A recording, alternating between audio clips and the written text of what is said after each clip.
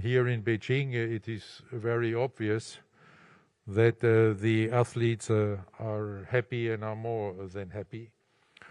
They are extremely satisfied with the venues, with the villages, with the services having been offered, and with the safety in the closed loop under these very difficult circumstances, under the fast spreading Omicron variant of the COVID-19 virus, which was an additional and very short-term challenge we had to address together with the organizing committee.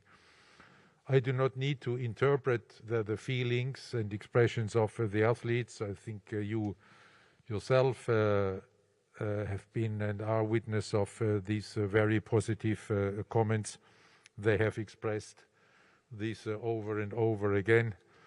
And I also had the privilege to learn about this in the many personal meetings I had with a big number of them during these 2 weeks.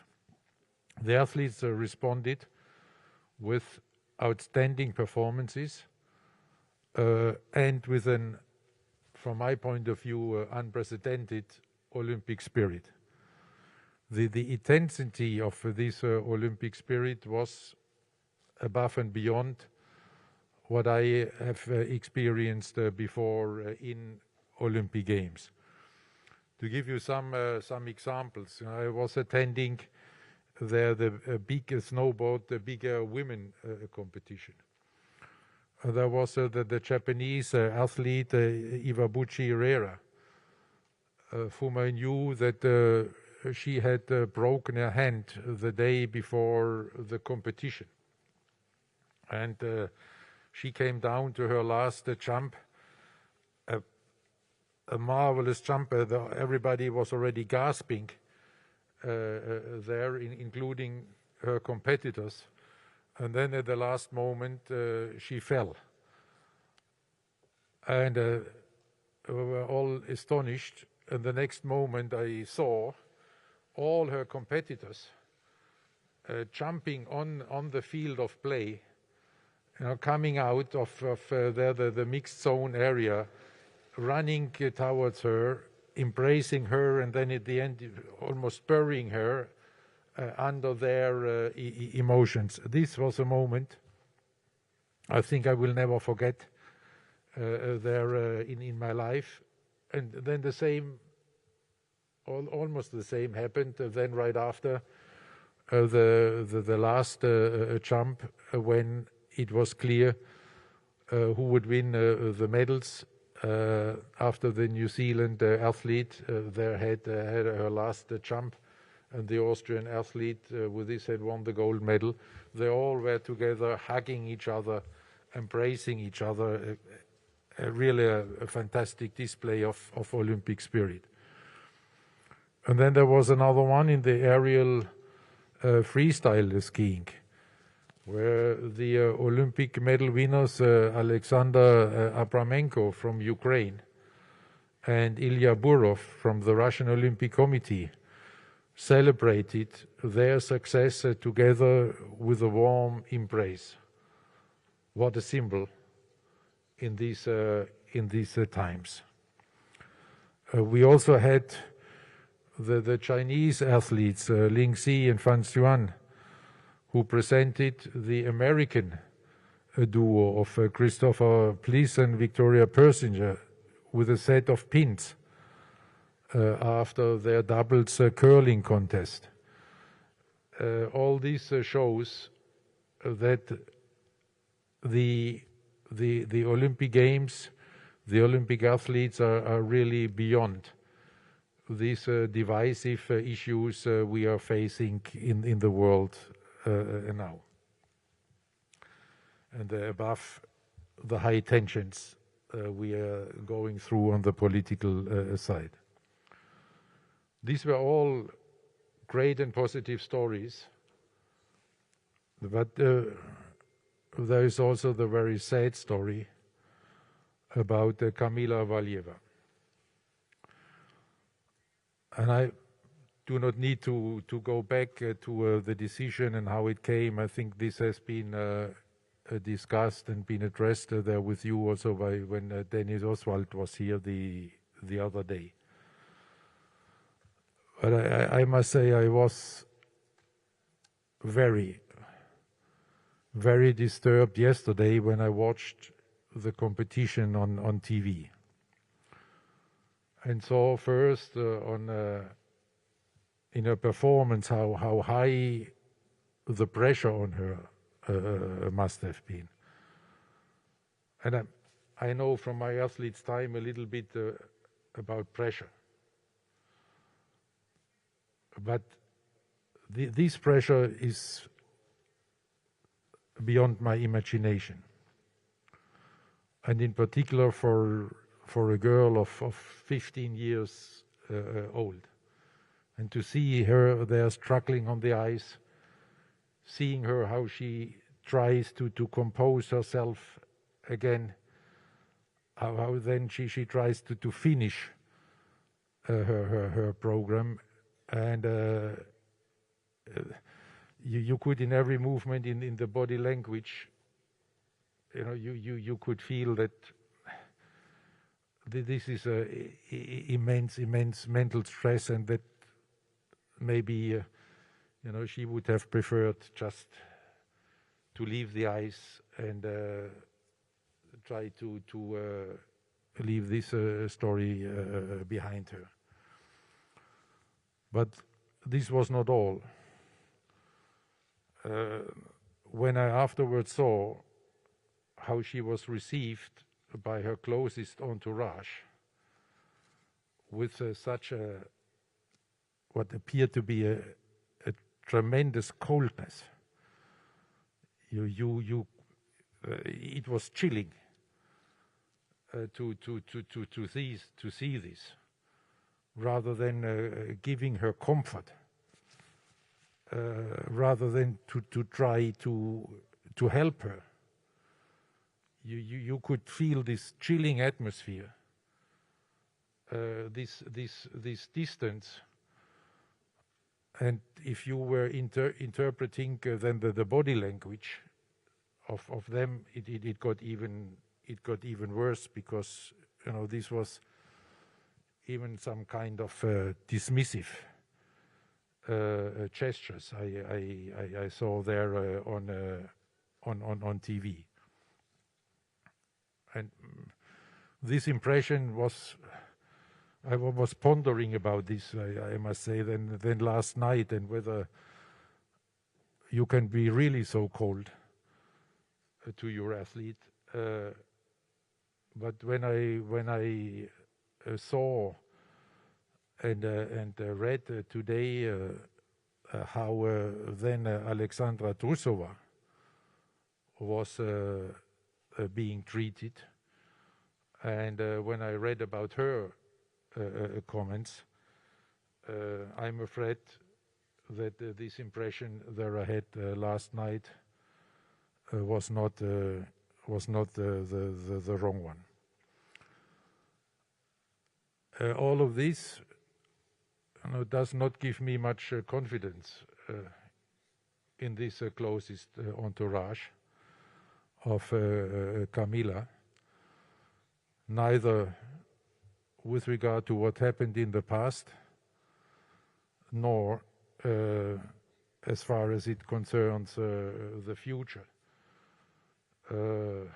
How to deal, how to address, how to treat a minor athlete at the age of 15 under such an obvious mental stress. And I can only wish for her that she has the support then of her family, the support of her friends, and the support of people who help her over this extremely difficult situation, and that then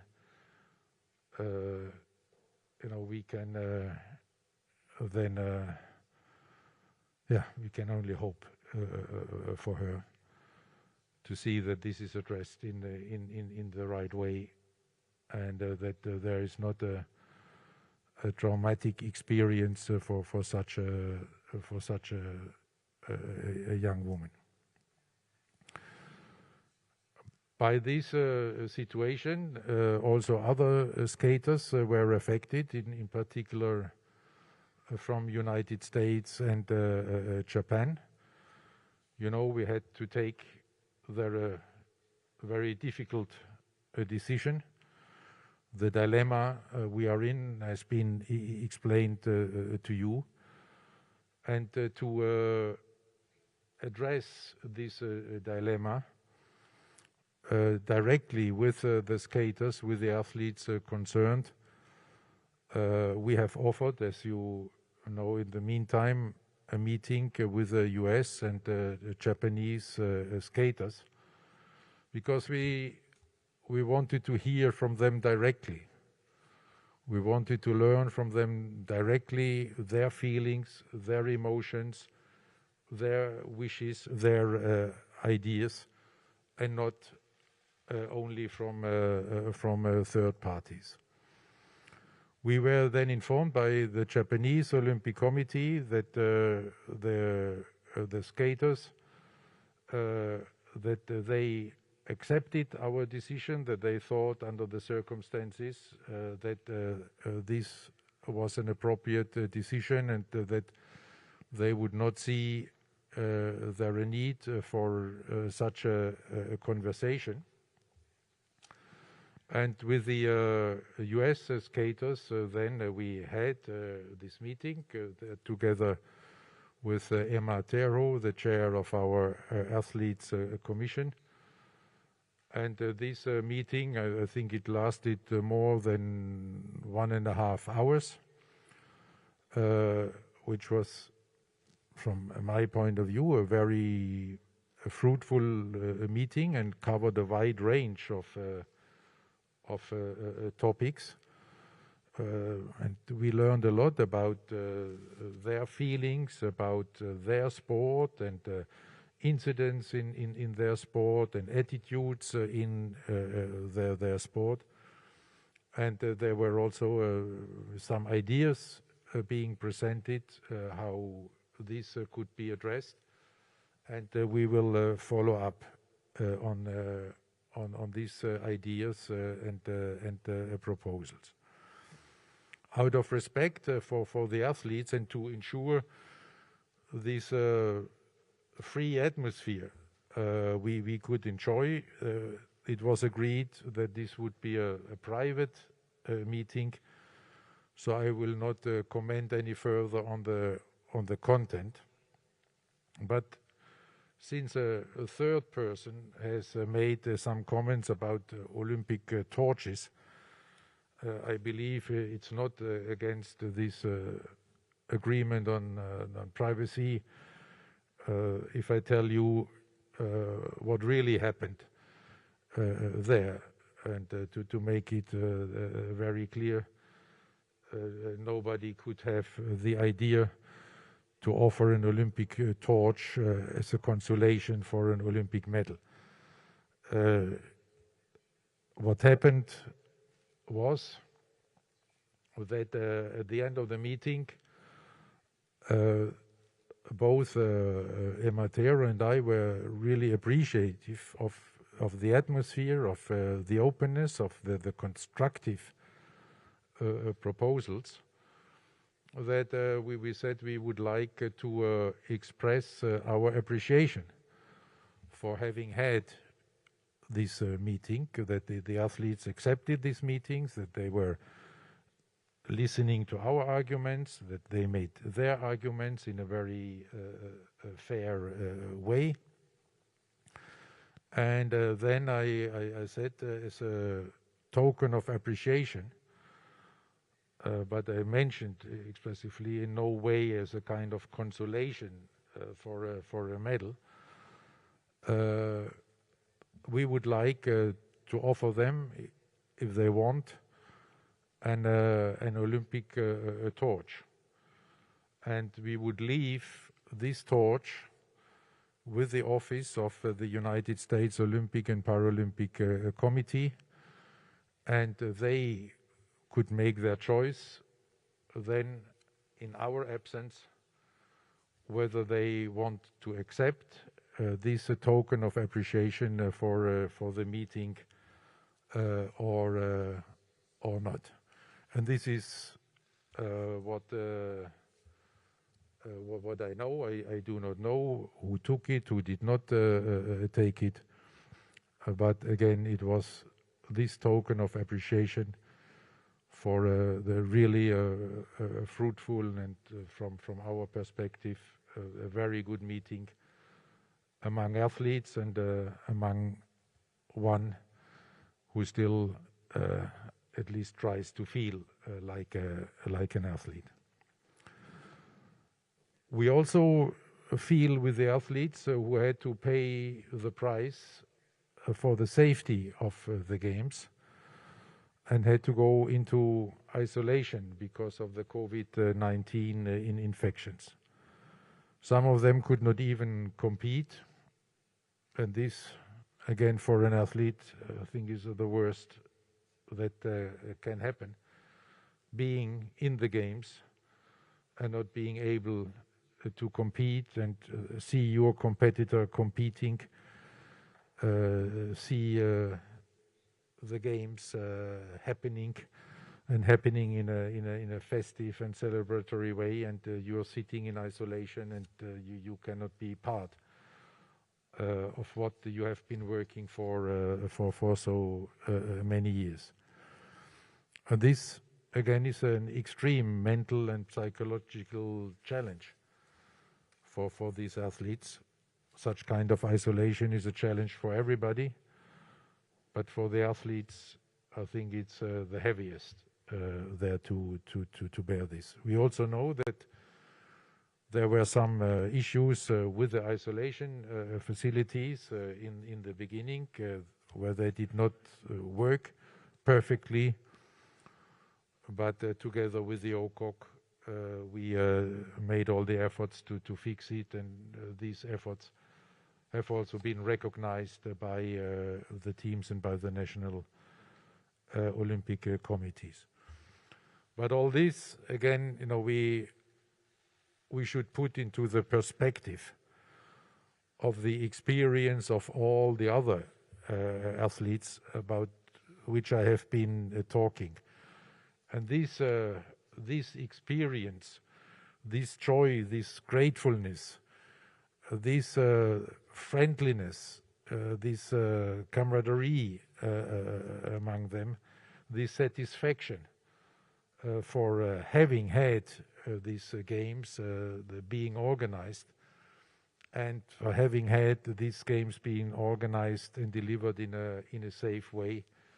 I think this is the perspective to take, and also to be grateful to these athletes, which is the vast, overwhelming majority of how they have expressed these feelings to everybody. Obviously, this had also transpired to the worldwide audience, where we have seen that the trend towards digital engagement and digital consumption of broadcast coverage of the games is not only continuing, it is accelerating. And what we can see already now, it is record-breaking. To give you just some figures, you may understand that we do not have the full evaluation of all of this, but the IOC-owned, only the IOC-owned Olympic social media accounts have surpassed 2.7 billion engagements for Beijing 2022. And there I'm not speaking on the many other means and platforms. To give you there one example, on top of this 2.7 billion on the IOC social media accounts, several hashtags featuring some athletes have generated more than 1 billion impressions each on Weibo here in China. As far as broadcasting is concerned, we still need the final figures, which have to be they're global, and this takes a couple of months. But the clear indication is that the audiences on broadcasting and streaming are very strong, And if we take all this together, it can lead us to the conclusion. Again, we have to have the final evaluation, but at the moment it very much looks like that the Olympic Games have kept their traditional fans and at the same time have won over millions of new fans, in particular amongst the young generation and the digital natives. I think this is particularly remarkable for Olympic Winter Games, where for geographical reasons the interest is limited in some continents, and not only in some continents, but also in a number of countries. The highlight of the engagement and the followership was, of course, China. There, I think we all could make our personal experience how the Chinese people embraced these games, and even in the closed loop, we could make this experience of excitement, of warmth, of hospitality, of friendliness. And obviously, this excitement and this interest is also reflected there in the numbers of the audiences in China. It's always very difficult to speak about numbers in China because the numbers are always higher than in the rest of the world, and you really never know, what appears to us high, whether it's also high for China. But even according to our Chinese partners, these games have achieved unprecedented results. There only one figure which we can give so far, because the rest again also has to come, that the games so far on TV alone, I'm not speaking about social media or anything else, on TV alone, have reached over 600 million people here in China. Imagine. This high interest may also have been inspired by the fact that more than 300 million Chinese people have been made familiar with winter sport. I think this trend has been strengthened by the great success of the Chinese Olympic team, who has so far won 7 gold, 4 silver and 2 bronze medals, and the medalists have been celebrated by the Chinese people on the social media and TV and in the newspapers with great excitement and pride. With this great engagement of these more than 300 million people, I think we also need not to worry about the use of about 2,000 ski stations and ice rinks around China. Even less so that all new Beijing 2022 venues have legacy planes in place, ensuring their post-games multi-purpose use all year round. And I can tell you from a number of discussions and conversations I had with different international federations being present here, that they are already discussing with their Chinese partners about allocating events up to World Cups, but also training camps and many other events to these Olympic venues already for the next winter sport season, the season 22-23. All this adds to the fact that Beijing 2022 has created a sustainable management system, which includes the prestigious ISO 2121 certification. And finally, with regard to the international engagement in winter sport, and this is of course a matter of concern, in particular in times of climate crisis and the related challenges of the climate crisis. We are very satisfied with our Olympic Solidarity program, through which we are supporting the athletes of all participating 91 NOCs. We have had Haiti and Saudi Arabia for the first time at the Olympic Winter Games, but with the program overall and with the individual Olympic scholarships which are going to the athletes, we supported 429 athletes from 80 national Olympic committees already in their efforts to qualify for Beijing 2022.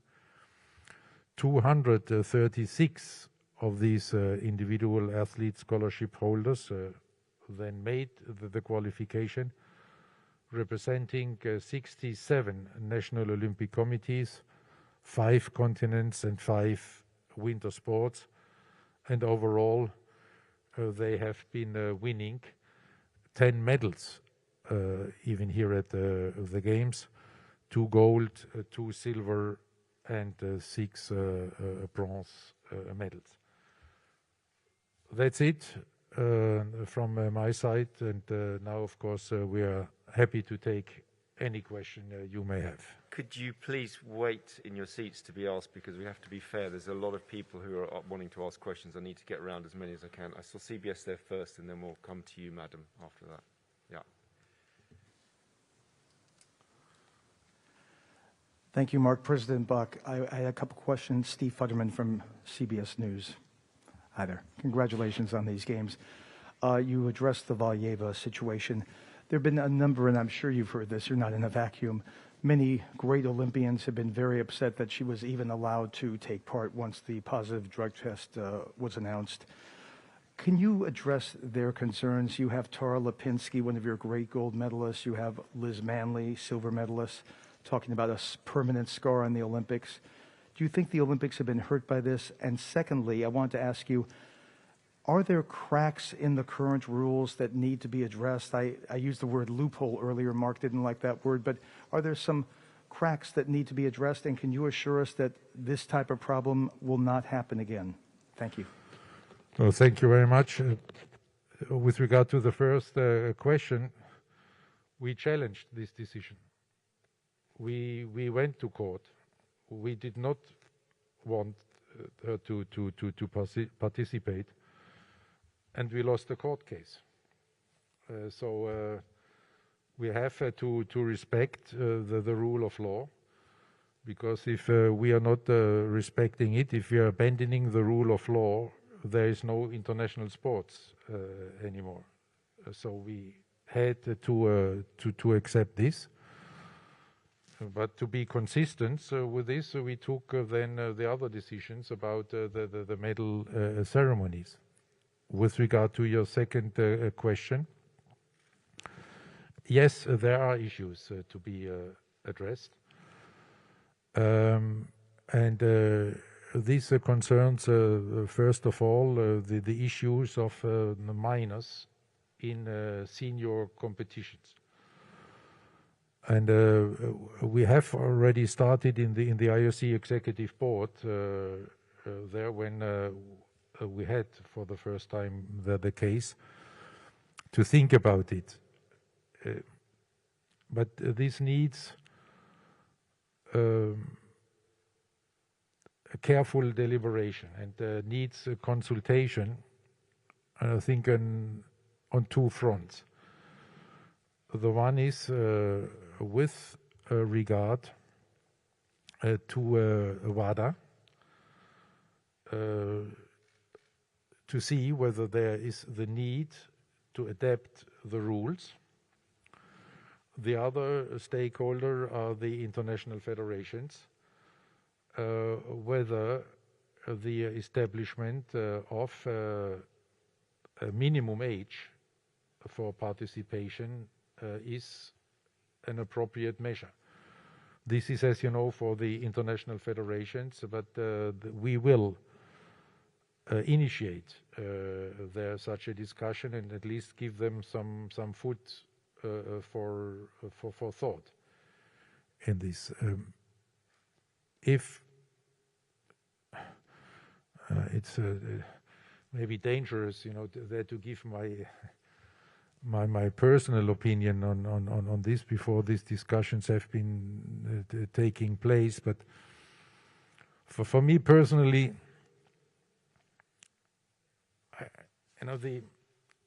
the anti-doping rules are there to ensure a fair competition. This leads me to the conclusion that in a fair competition, the same rules have to apply to everybody. And for this, we will have to argue that we have to see how this can be achieved while respecting the special circumstances of athletes, being minor and what is going on there. So this will be for the future ask for understanding that there in the executive board and in other conversations we were now concentrating on delivering the games here, but this is something to be followed up. And there is a second point to be followed up, and this is about the entourage. Because there we see, that we have extremely limited means to address it, because we don't have, and we are not the police. We cannot interrogate. We cannot have a formal prosecution, a procedure. And then also our sanctions. I must speak from my own bad experience in this, having been the chair of disciplinary commission at the time, are extremely limited. We were trying over and over again, starting with the organized manipulation of the anti-doping system by the Austrian biathlon team in Torino 2006 until lately, and going up until the levels of minister in the Sochi scandal, where we were coming to the limits of our judicial powers, and where CAS decided that it's going too far, it's not appropriate, it's not proportional, and so on. But at the end, this is a question where we need the support of governments. To give you one example, don't want to be too long, but one example, when I was chair of such a disciplinary commission, we had a doctor. Then Danny Oswald, he was with me at the time. We had a doctor. It was also Winter Games. And it was clear that this doctor administered something on the athlete. And we thought, this doctor would be the real brain. So what did we do? We did what we could do. We excluded him from the games, sent him home. And then we were informed that he traveled home and went straight to his practice and continued to do his business. And then this is a situation which makes our sanctions not deterrent at all. And there, I think we have to reinforce our efforts to speak with the governments that they are ready then also to take actions, at least on this disciplinary level, in their countries concerning their doctors or other members of the entourage. Thank you. Okay, we're going to go to Xinhua, and then we're going to get the lady here who wanted to ask a question. So, yeah, Xinhua. Thanks, Mark. 2 questions from Xinhua, President. First is, as we are reaching the end of the games, did everything meet your expectations? And if you are invited to rate the games, what kind of score you will give us? And second is, under the pandemic and such a fragile world, what do you think a successful Beijing Games will signify to the world, especially to the Olympic movement? Thank you. With regard to the first question, I would like to ask you to wait for Sunday evening. Then I think we will express our rating of these games in the closing ceremony. Right now, we should not forget it's still 2.5 days to go. So I do not want to be anybody complacent at this moment. On the other hand, I think I have already expressed in the introduction how satisfied we are with the games and how happy, in particular, the athletes are with the games. With regard to the second question, I think I have also answered already. The closed loop situation was a great success with an infection rate of 0.01. I guess it was one of the safest places on this planet, if not the safest place on this planet. And this is a great achievement, which I think all of us could make all of us feel safe and comfortable there, and it may send the message to the world that if everybody is respecting the rules in solidarity, and if everybody is contributing, then you can even have such a great event like Olympic Winter Games under the terms of such a pandemic. Thank you. Okay, yeah, lady there. Then we're going to go here and then to the Russian journalist. Hi, thank you very much. Jamie Yukas with CBS News. We like to have a little competition within CBS News ourselves, so appreciate you letting me go after Steve. We really appreciate your openness as well and your authenticity about talking about Kamila Valieva. I think a lot of people have questions about it. In particular, I know you started to address this, but have you looked specifically or opened an investigation specifically into her entourage, and how important is it to start looking at those people within her inner circle? It's of extreme importance, and I think we have expressed this from the very beginning. And it's I say extreme importance because it's a minor. It's always of importance because what we see in the and there again, I have my experience over years, having had to listen to many lies and to many explanations of doping cases, and they're realizing that doping very rarely happens alone by the athletes. You always have an entourage. We had scandals with laboratories. We had I was mentioning the Austrian extremely sophisticated system. Reaching over Austria and to Italy. It's always important, and there the role of the entourage is ranging from assisting to initiating, for not to say imposing.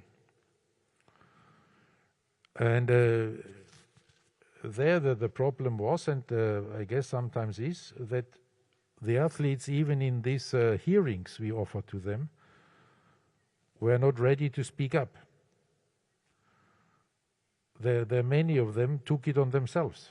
And when you were asking, listen, you cannot have done this alone. Who has provided it? Oh, I do not remember, and I do not. And there I hope, that the athletes are speaking up and are now, at the time it was not available, but that they are now making use of the tools there being available, of the hotlines in different institutions, and that they're exposing these people. And for all these reasons, we have been calling for this inquiry on the first day, and this is in the best hands of the WADA investigative unit, which has many means we do not have, and has proven to be very successful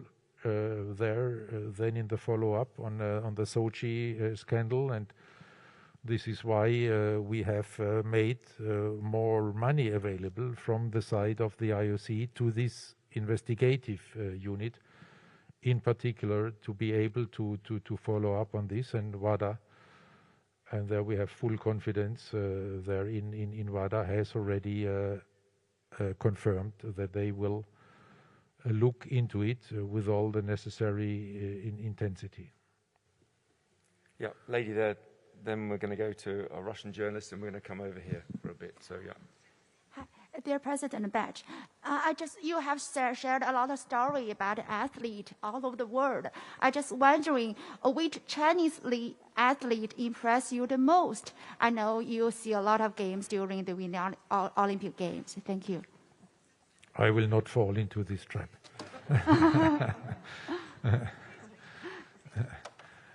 No, it is just not fair there to highlight there one athlete or one or the other, because they all, for the athletes to be satisfied, what counts is to have done your personal best under the circumstances you are in. Then every athlete is happy. And for some it takes a day or two more. If you end up fourth, it takes 1 or 2 days more. But then when you have the feeling, under the circumstances it was what I could do, then you're satisfied and happy. And this is why it is not up to me to say this athlete, because he has won a gold medal, is the one which impressed me most. There are so many who ended up fifth or sixth, and have a very personal story, have had to overcome injuries or other challenges, and nevertheless made it to the games and made it to success. So we have to appreciate them all. Yep, gentleman, Russian journalist here. We'll come round in a minute. We're going to go to Tracy Holmes next after that, yeah, and BBC. Thank you. Konstantin Panushkin, Channel 1 Russia. Mr. President, you just told us about your impression of yesterday's coaches, and you told us about freezing cold impression. And it seemed like you trying to put responsibility of what happened to Kamila Valieva yesterday on them, on Russians. And I want to ask you about yourself. Don't you feel at least a part of responsibility of that media chaos that started on the 9th of February, of that hate speeches, of that bullying of 15-year-old Olympic athlete, of sometimes political propaganda that exploits the name of the Olympic athlete? And don't you think that all this media chaos itself damages the Olympic movement even more, much more, than the positive sample in December by Kamila Valieva? Thank you. Well, I think in the last moment you were stating the fact. There is a positive A sample. And this positive A sample has to be dealt with. You do not solve problems by ignoring them. And we were not ignoring them. We were addressing them, and then lost the CAS case. This is not a chaos. This is just the rule of law. This is just justice. And therefore, you know, what is happening around and what the different opinions having been expressed by people all over the world is a different issue. We are following the rule of law, and we are feeling at the same time with a minor, with a 15-year-old girl who obviously has a drug in her body which should not be in her body. And the ones who have administered this drug in her body, these are the ones who are guilty. Thank you, President. Yeah, Tracy Holmes, please, and then we'll come to Steve Wade from AP.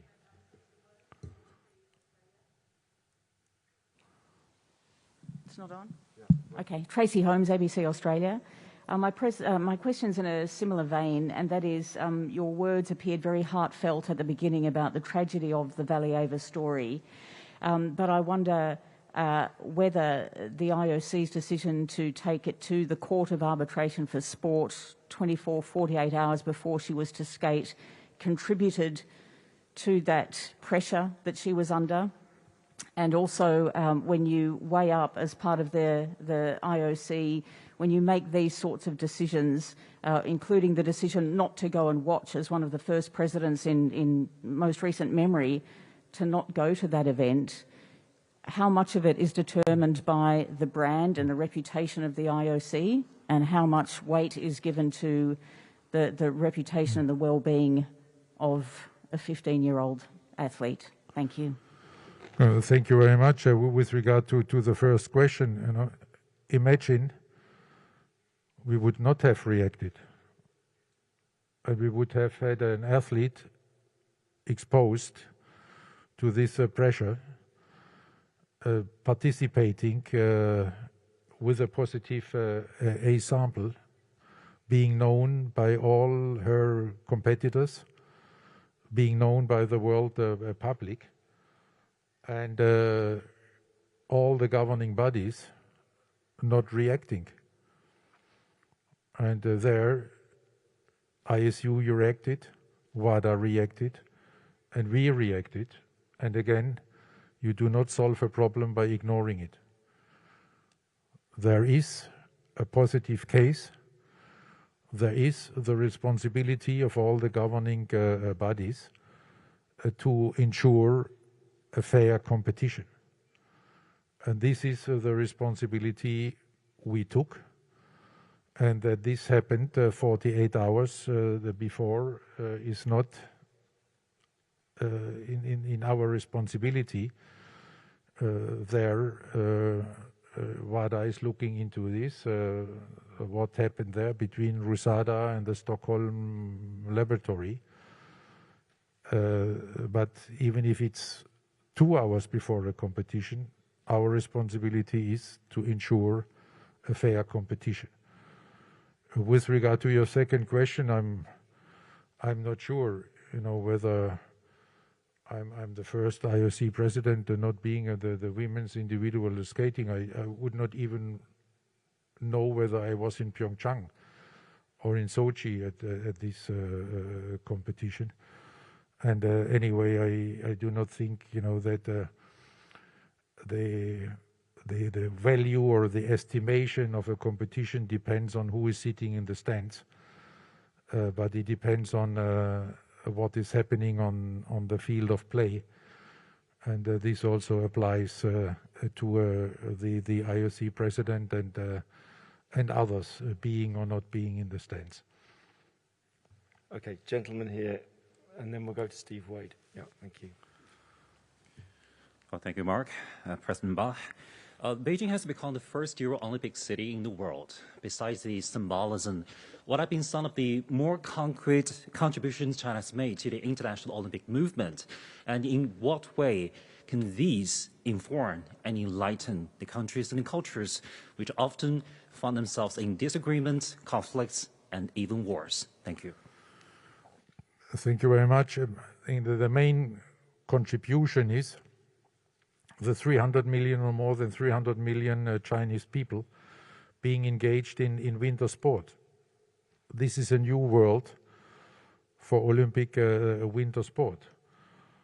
If only a small percentage of these 300 million plus Chinese people, and in the meantime I have been informed that the next goal is 500 million, if only a small percentage of them is taking up then high performance sport or inspiring the young generation to take up high performance sport, then you will have a totally different landscape of the global winter sport after these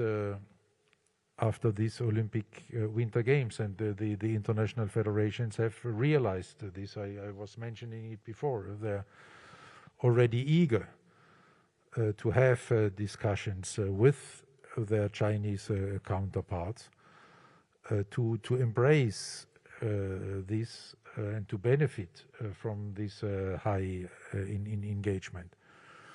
And with regard to the second part of your question, I can only again, refer to what I've said in the beginning about the athletes who have displayed this Olympic spirit in the environment of these games, and they could do so because they knew that they are in a safe environment, even under the circumstances of a pandemic. They could do so because they felt comfortable by the circumstances in the village, in the venues, and all this is thanks to the organizing committee and to the Chinese people who offered this hospitality there to all the athletes, to give them the stage and to feel them comfortable to express this great Olympic spirit on this stage. Okay, let's go to Steve Wade. Yeah, okay, Steve Wade first, and then we'll go to you, madam, and then we'll try and get a couple more in, but we're coming towards the end now, I'm afraid. Sorry, everybody. Hi, Mr. Bach, Stephen Wade from AP. You just said before you don't solve a problem by ignoring it, so let me give you one here. Chinese spokeswoman Yang Jirong yesterday made several overtly political statements from where you sit with the Olympic rings behind her. Will you condemn her politicization of the games? Her actions and all the other actions, does she violate Rule 50? You've been very specific about not bringing politics into this. She did yesterday when there was really no need for her to make any comment like that. Would you please comment on that? Thank you. Yes, also this problem we did not ignore. We were in touch with Bangkok immediately after this press conference. And then both organizations, Bangkok and the IOC, have restated their unequivocal commitment to remain politically neutral as it is required by the Olympic Charter. Okay, let's go. Yeah, lady there wanted to ask a question. Yeah. Okay, yes, yeah. Please go ahead, and then we'll have the lady here. Sorry, we're... Thank you, President Bach, for your time. The IOC is calling Valieva a protected person. What did you do to protect her? And secondly, you just said very strong words there that it was disturbing to watch her, to see her break down. We saw her melt down all in front of our eyes on the global stage. Is this child abuse? Well, with regard to the first question, it's not the IOC who makes these rules. This protection of minors is in the WADA rules. And what we have done under the circumstances to protect her, I think we have explained. We thought, and this is why we took action, that for different reasons it would not be advisable that she competes. And nevertheless, no, we lost this court case and had to follow it. And now the inquiry into the entourage, who is responsible to protect her, this has to follow, as we have discussed there before. And there I hope that this will bring clarity and full clarity also on your second question, so that the full truth is coming to light, and that then the people who are responsible for this, that they will be held responsible for this in the right way. And when I say in the right way, then I say in the strongest possible way. But isn't that just brushing off responsibility? Sorry, we had two questions. Okay. We have got so many people asking questions. I do apologise. But yeah, lady here, then we're going to go to the BBC. Been waiting right from the beginning. And if we can, we're going to go for this lady in the front here. Yeah, so lady here, please. And then I think we're going to have to call it a day. 谢谢马克，巴克先生，我用中文提问是这样的，因为 Wait, my Chinese is not so good yet. 因为当时您也参加那个闭环火炬的传递，也说这是一个很好的方式，特别具有北京奥运会的特色。我想问，在北京奥运会中，包括场馆中的科技啊，或者体育展示中的视频投放啊，您觉得有哪些可以沿用到下届奥运会中？这是一个很好的人的一个想法啊，想咨询，谢谢。I'm not sure whether I understood this question. You were referring to the torch relay, and as I understood, you were talking about the new techniques of video techniques and replay and so on. 就是我想问，您觉得在北京奥运会中有哪些特别好的尝试可以沿用到下届奥运会中？ There are a big number of it. You have seen there the extremely high quality of the images being produced by our TV production company, OBS. You have seen the outstanding performance in this respect of CMG and CCTV, with HK technology.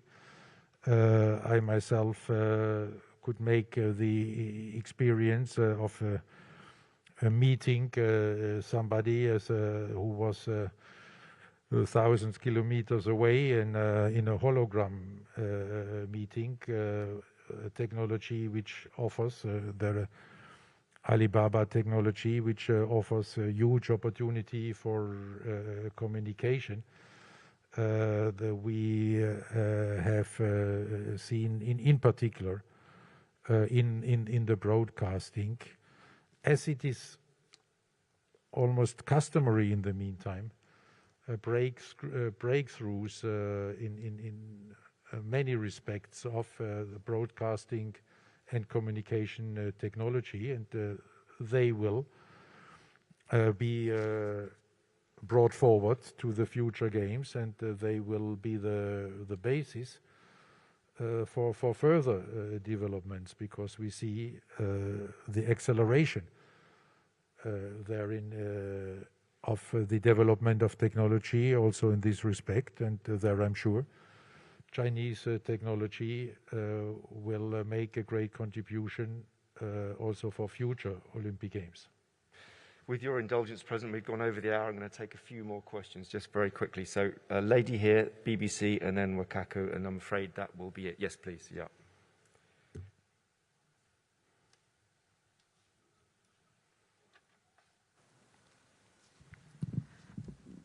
Good morning, Vanessa Lee with CTV Canadian Television. The CAS ruling stated that preventing Valieva from competing would cause her irreparable harm. How concerned are you about her well-being after her crushing performance and the way her entourage reacted, and what will you do to ensure that she has the support she needs now? Well, thank you. I'm very concerned. I think I expressed this, seeing her and seeing her closest entourage there yesterday. What we can do is that this inquiry starts. And what we can do is, and what we have been doing is to offer the support of all the tools we have put in place here at the Games, where we are offering psychological assistance for athletes with respective mental health challenges and issues. Where we have the athletes 365 programs to whom everybody can turn to, and we're also in contact with the Russian Olympic Committee, so that she hopefully will get the assistance she obviously needs, because this is in the interest and must be in the interest of everybody. Okay, BBC question very quickly, and then Wakako. And I think we really have run out then, I'm afraid. It's 12:05 already, so yeah. Another one to the President. I'm not sure how often in the past we've heard an IOC President call an Olympic event very disturbing. What do you have to say to the people who say that this whole scandal caused the death of the Olympic spirit? And just a quick one on Terry Tuperitzi. Based on what you saw last night, does she have a place in Olympic sport? You cannot speak of such an effect you are mentioning, because the pure fact is that this is following the rule of law.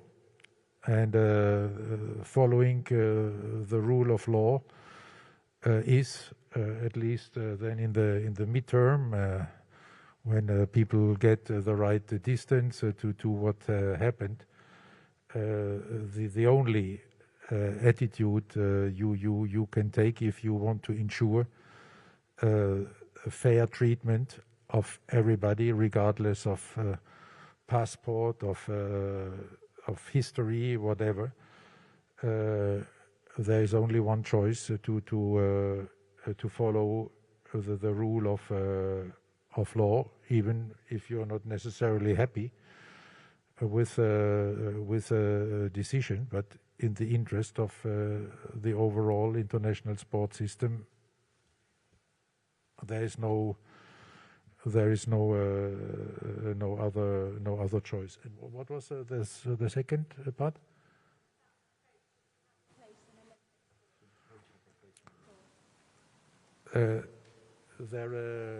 Camila, the coach. This is why we have asked for the inquiry. To shed light on all of this, and we trust WADA that this will come to light, and then we will not hesitate to take the appropriate measures. And I have already indicated that to your colleague before. Then when I speak about appropriate or right measures, that this will be very strong measures. Okay, final question, and one question, please, Wakako. Not two. Thank you very much. You have a certain reputation, obviously. I'll try to put two in one.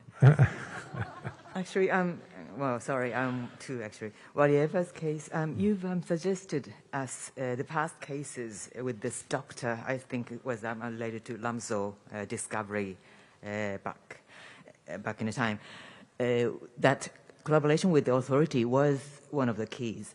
But in some cases, like this Valieva case, the authority, government may be on the protection side of the entourage, which you have suggested affected the vulnerable 15 years old. What is the thing that you might be able to do in these kind of cases? Is there any way that IOC alongside WADA may be able to have much wider influence on this? And second part of my question, allow me, Mark. Since this is the second Olympic Games after Tokyo under COVID-19 circumstance, which is grossly different from what we knew in the past, what sort of insight did it give to you after these games about the strength and perhaps vulnerability of the Olympic movement? Thank you. Thank you. With regard to the first question, again, this must be an effort together with the governments, and you know that for very good reasons in WADA, the Olympic movement and the governments are represented by 50% each.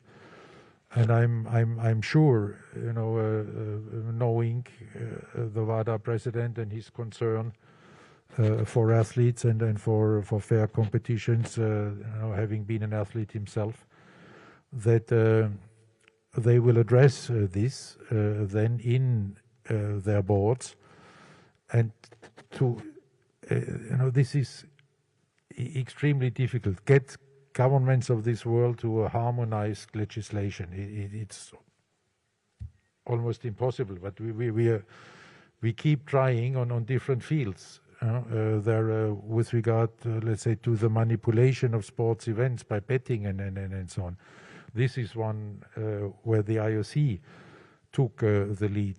Here, now WADA, has to take the lead and to make there more efforts to convince the governments that if they want to help, if they want to have a more deterrent effect on the entourage there, that they need to take action, that it is not enough if these people are getting a sanction from a sports organization, which by nature is extremely limited.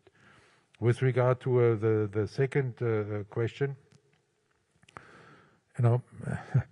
from the pandemic, I think we have learned how fragile our life is, and there is no difference to the Olympic movement.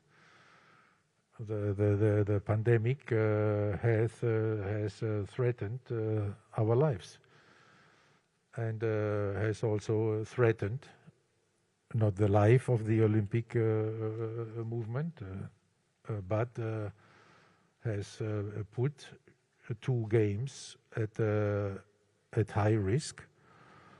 And there, I think what we could learn there is that if in the Olympic movement we are united, that then we can be extremely resilient.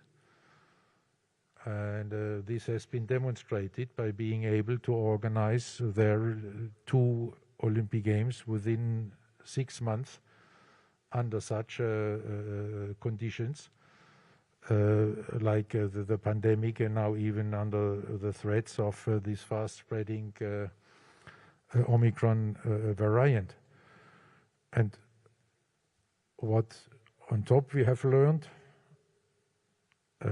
I've not learned because I know from my own experience, but what I think many people have experienced, and there I'm somehow closing the circle to my initial statements, how important the Olympic Games are for the athletes. and how much they put into this. Not only how much effort that they put into it, but how much passion, how much emotion, how long they're working for it, how they're dreaming of it, and how much they need it. And this is why I think the athletes were so happy and grateful for having had these games, even under these circumstances. Thank you very much, President. Thank you very much to everyone. Sincere thanks and sincere apologies to those we couldn't reach. We did get to an hour and 15 minutes, which is somewhat over, and I apologise for your schedule, President. But thank you very much indeed, and see you all soon. Thank you.